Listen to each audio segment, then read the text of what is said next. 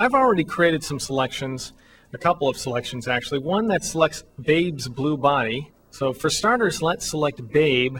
And all I want you to do, this is a predefined selection outline. What I want you to do, Windows users press Control-Alt-4, and Macintosh users press Command-Option-4. Now we can fill Babe with color. So if I choose Edit, Fill, or better yet, what I'm going to do is use the keyboard shortcut, which is Shift-Delete on the Mac or Shift-Backspace on the PC.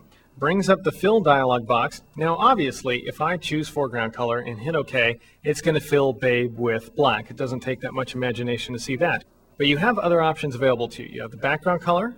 Of all these options, the one that's probably the most difficult to imagine here is pattern. And so let's go ahead and select that at this point. And Photoshop ships with a lot of predefined patterns. This is new to Photoshop 6. Photoshop 5 and earlier only let you define a single pattern at a time. Patterns are actually terribly powerful. They can be very useful. They weren't in previous versions of Photoshop, and now they are. You have as many patterns basically available to you as you're willing to create. Photoshop ships by default with these 12 right here. And if you want to load some more, if you want to gain access to a few more that Photoshop also ships with, click on this little arrowhead icon. It brings up a menu inside this pop-up palette. Very different, very unique sort of interface that is new to Photoshop 6 is this pop-up palette that you can also choose a menu from.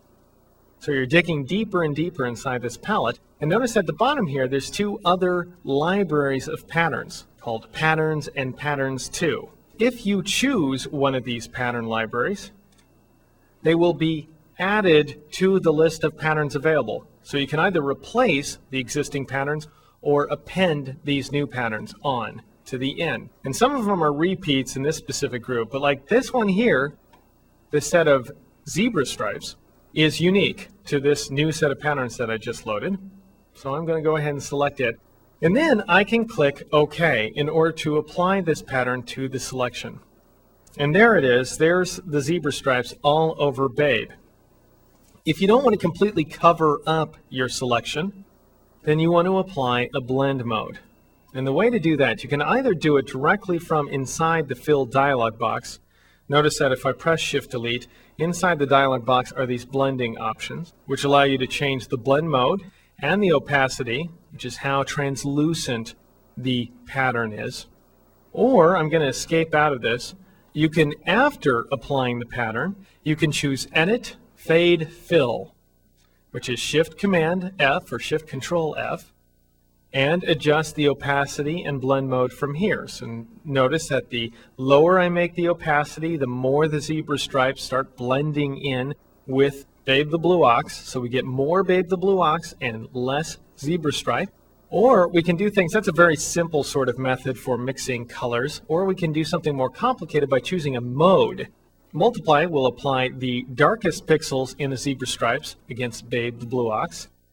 There's one thing I want to show you about this. It's so groovy, however. I'm going to reduce the opacity to 70%. So I got 70% opacity, multiplies the blend mode, hit OK. Change your mind at this point right here. You change your mind, no problem. Go back to Edit, Fade, Fill. It retains the last settings you applied, so you could take it back to 100% and apply Overlay instead and hit OK. Now, if I do anything else, even grab the selection tool and make a new selection outline, anything, any operation, any significant operation, then my opportunity to fade is gone. The fade command becomes dimmed. So fade is only available immediately after applying color to a selection.